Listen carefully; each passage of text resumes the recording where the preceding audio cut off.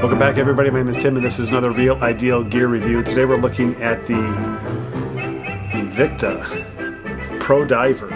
Yes, Invicta Pro Diver. This is not officially a Minnesota Vikings watch, but I'm calling it the Vikings watch because it's purple and gold, and it's football season, and I'm a Minnesota Vikings fan. So let's get into this review and talk about the 5 things that we typically talk about, which are size, fitment, finish, accuracy, and then legibility and loom, with some final thoughts to wrap things up. All right, everybody, let's get this review started, but let's get the elephant out of this room to start with, and that is, why did I choose a watch that looks like this?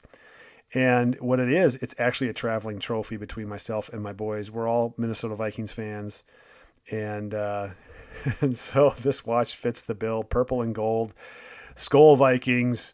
For those of you that are Vikings fans, join the bandwagon. I know there's a lot of people that don't like the Vikings out there too, so I'll keep this really short. But that's the whole point of this watch, is it's a traveling trophy. It's called the Seier Trophy, which is spelled S-E-I-E-R, which is a Scandinavian term. I think it's for victory, if I remember right. And so whoever gets the right point totals, we pass this back and forth, and they get to photograph themselves wearing it in all different kinds of situations. So it's one way to liven up the football season in the fall.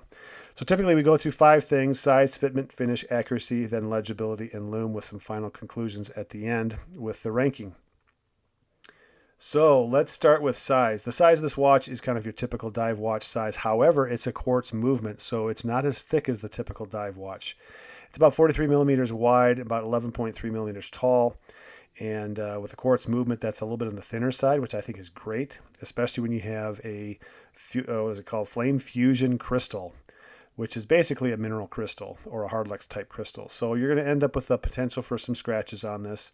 So the lower the profile of the watch on your wrist, the better the odds are of your watch not gathering a lot of scratches. So that's a good thing. I think the quartz actually helps with this design and with the overall maintenance of this watch for the long-term ownership piece. So size is great. It's a little bit lighter weight than the typical dive watch as well. So keep that in mind too. I think that has to do with the quartz movement and the size of the watch and everything. I think you would look at this watch and think, oh, this is going to be a heavier watch, because it's on the bigger side as far as diameter goes, but it really isn't. It's size and weight wise, I think it's actually a very comfortable watch to wear. That brings us to fitment.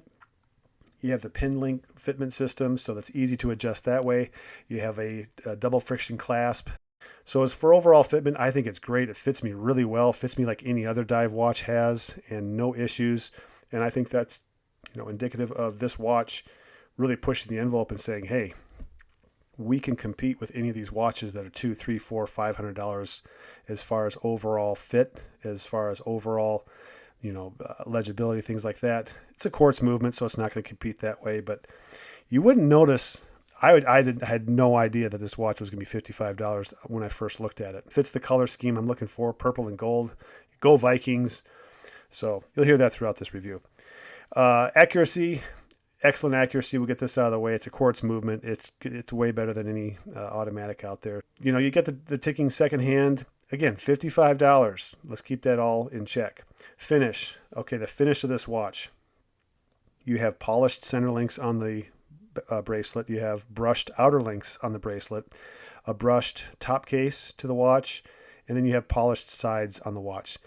And unfortunately, Invicta, in their infinite, unbelievably ill-timed wisdom, they laser engraved Invicta on the side of the watch, on the 9 o'clock side of the watch, which I just, if you got to be that brash and bold about the name, you got a problem with your ego. I think it's just too desperate. People know what it is. You don't have to keep putting your brand name on the, in huge letters on the side of the case. I just find that to be unnecessary. So that's one thing I just don't like about it as far as the finish goes. Otherwise, the gilting on here, I'm assuming all of this is plated. And if you wear this watch a lot, you're going to start to see wear on the plating itself. It's going to come off, and whatever the underneath color is going to be is going to start to show through. So to me, the finish on here is great. Just keep in mind that it's it's not a highly durable finish, whatever it is. I think it's plated, but I don't know for sure. The finish on the bezel is awesome, again, gilted, but even the rotation of the bezel has a really good click sound to it. This is one of the best bezels that I have had on all my dive watches, and it's great. The pip lines up on the 12 o'clock, which what a third of them don't. The ones I have don't line up correctly. The action on here is perfect. It's 120 click, but it has enough resistance where it doesn't move on its own. At the same time, it's not too difficult to move, and honestly, I like the sound of it. That sound of that bezel is actually really, I hate to say it's satisfying, but I just like the sound of it. It's not gritty or grindy. It's not, like Seiko's are just kind of like just kind of mushy. It doesn't really have a sound to it at all. This is a nice little snappy, higher pitched. I just like the sound of it. So finish of the bezel is great. The handset, I love the handset. Gilted hands, gilted hour markers. You have the Invicta symbol or logo right there underneath the 12 o'clock. It has a Cyclops magnifier for the date window, which I appreciate for a guy like myself who has reading glasses to read the date. I don't have to do that with this. And I actually like it. I like the functional part of it. Some people just don't like the form or the looks of it, and they don't like that. So I like it. I think it's great. The rest of this, it's just such a good color combination. And again, I have in my mind a purpose for it, and it fits the purpose really, really well. So to me, this is not an issue at all. And it's actually starting to grow on me. I like the overall look of this thing. It's for $55, this might be one of the better deals for dive watches. And I got to say, the Steel Dive has always been my standard for the best dive watch under $100. This one may end up taking the cake on this, which I hadn't even thought about until just now. It really is to that level. It's 100 meters of water resistance, screw-down crown. It has a date. There's just a lot of great features on this $55 watch. Legibility and lume, legibility easy, high contrast between the hands and the dial. The main color is a dark purple. Sunburst dial, so you get this sunburst effect as the light moves around. The sunburst effect moves around in the dial as well, so it's really nice that way.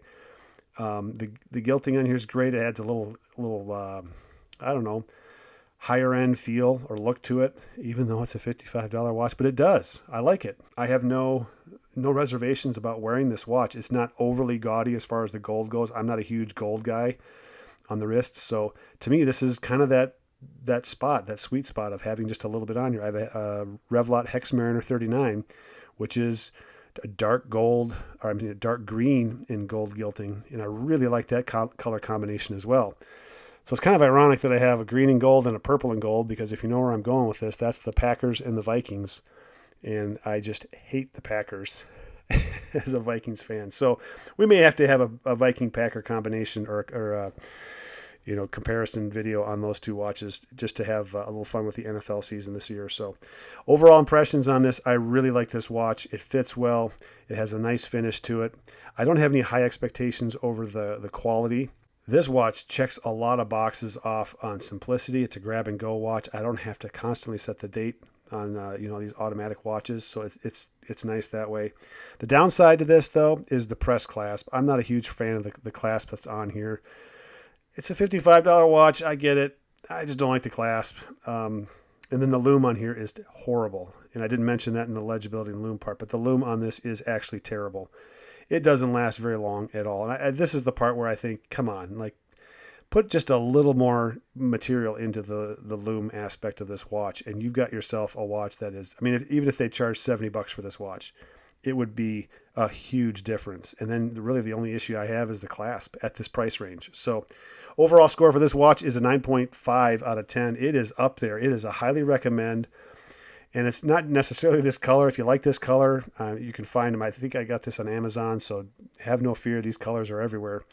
But there's a bunch of different colorways for this watch, and I just think it's a great setup. I think it's a great, less than, in this case, $60 watch.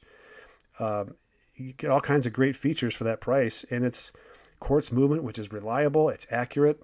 Screwed-on crown, 100 meters of water resistance, great bezel, very legible. The lume sucks. That's it.